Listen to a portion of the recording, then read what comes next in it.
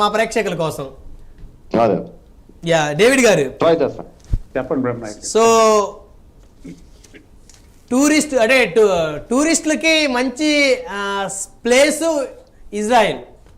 Yes, no doubt అండి, 100%.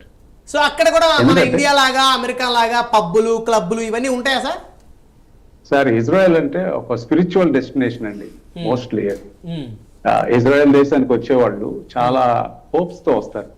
అంటే వాళ్ళు ఒక మంచి విశ్వాసం, ఒక భక్తి, ఒక ప్రార్థన అనేటువంటి ఆలోచనతో ఇజ్రాయెల్ దేశానికి వచ్చి అక్కడికి వచ్చిన ప్రతి ఒక్కళ్ళు పూర్వం నుండి వచ్చిన ఆ భక్తులు, ప్రవక్తలు, అక్కడ చెప్పినటువంటి ప్రవచన వచనాలు, బైబిల్లో చెప్పిన సంగతులు, లేదా అక్కడ ఉన్నటువంటి యూద మత ఆచారాల్లో ఉన్నటువంటి యూదులు సంవత్సరం వచ్చి అక్కడ ఫెస్టివల్స్ జరుపుకుంటారు. అంటే పస్కా గాని, పెంతెకోస్తు గాని, ఇప్పుడు Rosh Hashanah, next feast of tabernacle అని ఇజ్రాయలీస్ పండుగలు వస్తాయి. ఈ పండుగలు వచ్చినప్పుడు ఏం చేస్తారంటే గ్లోబల్ గా ఉన్న జూయిష్ పాపులేషన్ అందరూ కూడా ఇజ్రాయెల్కి వస్తారు ఈ పండుగలు సెలబ్రేట్ చేసుకోవడానికి. యాక్చువల్ గా హమాస్ అక్టోబర్ 7th అటాక్ చేసిన టైంలో అది ఒక చాలా హ్యాపీయెస్ట్ డే. అది సింఖా తోరా అంటారు ఆ రోజు. అంటే వాళ్ళు ఆ గ్రంథాన్ని తీసుకుని ముద్దాడుతూ డాన్స్ చేస్తారు. ఆ స్పెషల్ డే రోజున అందరూ ఆదమర్చి ఉన్నారు. అంటే ఈ పండుగ రోజున హమాస్ మన ఏం చేస్తుందిలే, ఎవరైనా శత్రువు మీద దాడి చేయాలన్నా పండుగ రోజు చేయరు, అది తప్పించి నెక్స్ట్ వర్కింగ్ డే చేస్తారు. సో ఇజ్రాయలీస్ ఏమయ్యారంటే ఆఫ్ గార్డ్ అయ్యారు, అనుకోని విధంగా ఇంత వెన్నుపోటు పొడిచారనమాట. సో ఇజ్రాయెల్ వచ్చే వాళ్ళు ఎవరైనా ఒక స్పిరిచువల్ ఎన్రిచ్మెంట్ కోసం వస్తారు. అక్కడ ఆర్కియాలజీ ఉంటుంది. అంటే మీరు ఎక్కడ చూసినా ఇజ్రాయెల్లో పొరలుగా ప్రతి చోట ఒక్కొక్క ప్లేస్ లో 30 సివిలైజేషన్స్ నివసించినటువంటి ప్రదేశాలు ఉన్నాయి. ఉదాహరణకి ప్రశాంత్ గారు ఉన్న దగ్గరలోనే మెగిద్దో అనేటువంటి ఒక ప్రాంతం ఉంది. దాన్ని మీరు వినుంటారు, హెర్మగెద్దోన్ యుద్ధము అని, వార్ ఆఫ్ హెర్మగెద్దోన్ అని ప్రపంచంలో ఉన్నటువంటి వార్లకి అంతిమ యుద్ధం అని దానికి ఆ పేరు పెట్టారు. సో ఆ మెగిద్దో సిటీకి వెళ్తే మీకు సివిలైజేషన్ తర్వాత ఒక నాగరికత, ఆ నాగరికత తర్వాత ఒక నాగరికత. అంటే ఇజ్రాయెల్ దేశాన్ని పూర్వకాలం నుండి అనేక జాతులు, అనేక సాంప్రదాయాలు, సంస్కృతులు, అనేక మత విశ్వాసాలు ఆ ప్రాంతంలో నివాసం చేసినాయి. ఆఫ్రికా, ఆసియా, యూరోప్ 3 ఖండాలకి మధ్యలో ఉంది.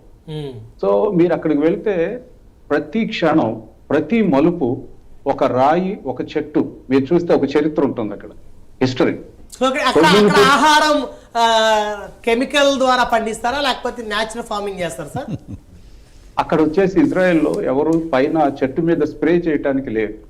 ఏది చేసినా మొత్తం మన కింద పైప్ వ్యవస్థ ద్వారానే, వాళ్ళు పైప్ ద్వారానే విటమిన్స్ ఇవ్వస్తారు. ఒక మామిడి చెట్టు ఉందనుకోండి, మన ఇండియాలో మనం మామిడి చెట్లు చాలా ఎత్తులో, చాలా హైట్ చూస్తాం. ఇజ్రాయెల్లో మామిడి చెట్లు 4 అడుగులు 5 అడుగులు ఉంటుంది.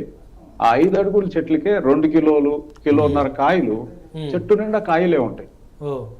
అట్లా పుష్కలమైనటువంటి పంటలు అన్నమాట. సతీష్ గారు, మీరు డేవిడ్ గారు అడగచ్చు సార్. అడుగు. సో అంటే ఇప్పుడు నెక్స్ట్ మళ్ళీ సామాన్యమైన పరిస్థితులు వచ్చిన తర్వాత అంటే ఎప్పట్లో వస్తాయని మీరు అనుకుంటున్నారు, లేకపోతే అంటే మోరోవర్ మీరు అన్నట్టు ట్రిప్ గురించి చెప్పారు కాబట్టి అసలు ముందు ఎగ్జాక్ట్ అవుతున్నాను నేను. సో మా ప్రైమ్ లైన్లో ఉన్నదంతా వేసుకుని మేము వద్దాం అనుకుంటున్నాం. తప్పకుండా, మోస్ట్ వెల్కమ్ అండి. Happy to host you definite గా. ఇజ్రాయెల్ వాళ్ళకు ఉన్నటువంటి ఇమీడియట్ థ్రెట్ ని తీసేసుకోకుండా వాళ్ళు సాధారణ పరిస్థితి కోసం వాళ్ళు వెయిట్ చేయట్లేదు. వాళ్ళు సాధారణం అంటే హెజ్బుల్లా కంప్లీట్ గా డిమాలిష్ అయిపోవాలి. ఇప్పటికే ఇరాన్ కన్ఫ్యూజ్ అయిపోయింది. ఇరాన్ కు ఉన్న బలం ఏంటంటే సున్నీ దేశాల్లో ఇరాన్ కి పలుకుబడి లేదు వాస్తవంగా. యుఏఈ, సౌదీ అరేబియా, కువైట్, ఈ 3 కంట్రీస్ ని ఇవాళ తాజాగా బెదిరించింది ఇరాన్. ఒకవేళ ఇజ్రాయెల్ కనుక మా మీద దాడి చేస్తే మీ ఆయిల్ ఫీల్డ్స్ మీద మేము మిసైల్స్ వేస్తామన్నా. సో ఈ అరబ్ కంట్రీస్ లో ఇరాన్ మీద పెద్దగా నమ్మకం లేదు. ఈ పొజిషన్ లో ఇది is the weakest time. Iran యొక్క వీకెస్ట్ టైం ఏంటంటే ఇప్పుడే. ఇరాన్ రెజీమ్ చేంజ్ కోసం ఇజ్రాయెల్ ప్రయత్నం చేస్తుంది. అంటే అక్కడ నేతృత్వాన్ని మార్చేసి అక్కడ ఒక డెమోక్రటిక్ కంట్రీ రావాలని. ఇరాన్ కి ఇజ్రాయెల్ కు ఉన్నటువంటి ఆత్మీయ బంధం చెప్తే 2500 years బ్యాక్ ఇరాన్ లో ఉన్నటువంటి ఒక గ్రేట్ కింగ్, ఆయన పేరు సైరస్, సైరస్ అనేటువంటి కింగ్ ఇజ్రాయిలీస్ ని బబులోన్ అనే దేశంలో ఉన్న బంధకాలలోంచి వాళ్ళని విడిపించి వాళ్ళకు ఒక టెంపుల్ కట్టించాడు. ఓకే. సో బైబిల్లో ఆయనకి మంచి పేరు, రాజు అయిన కోరేష్ అని చాలా మంచి ఆయన గురించి మంచి మాటలు రాశారు. దానివల్ల మొన్న ఇజ్రాయెల్ ప్రైమ్ మినిస్టర్ కూడా బెంజమిన్ నెతన్యాహు గారు ఇరానియన్ పబ్లిక్ తో మాట్లాడాడు. మీ పర్షియన్ పీపుల్ కి మాకు మంచి సంబంధం ఉంది. అరబ్ కంట్రీస్ లో అరబ్ లాంగ్వేజ్ మాట్లాడతారు, ఇరాన్ లో ఫార్సీ మాట్లాడతారు. వాళ్ళు అరబ్స్ కాదు, వాళ్ళు పర్షియన్స్ వాళ్ళు. సో మిగిలినవన్నీ కూడా అరబిక్ మాట్లాడే ముస్లిం కంట్రీస్ అన్ని అరబ్ లాంగ్వేజ్ అయితే వాళ్ళది Farsi language. So normal situation రావాలంటే ఇరాన్ కంప్లీట్ గా డిమాలిష్ అయిపోవాలి. దానికి ఉన్నటువంటి ఆక్టోపస్ లాంటి ఆ చిన్న చిన్న ప్రాక్సీస్ ఇరాక్ ని పాడు చేస్తుంది.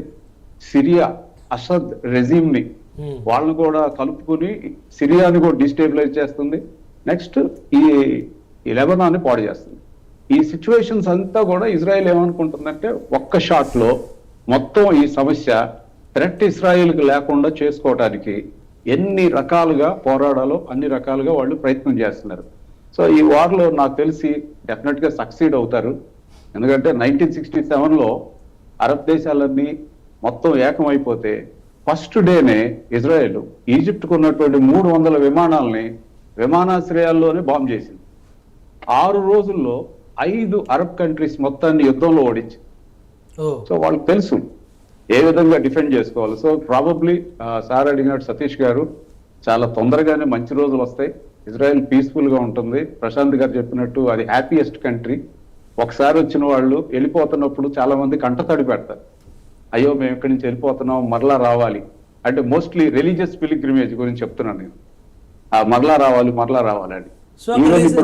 అంత బాగుంటుందా సార్? అంత బాగుంటుందండి. ఫుడ్ బాగుంటుంది, ప్రజలు కూడా చాలా వెల్కమింగ్ పీపుల్.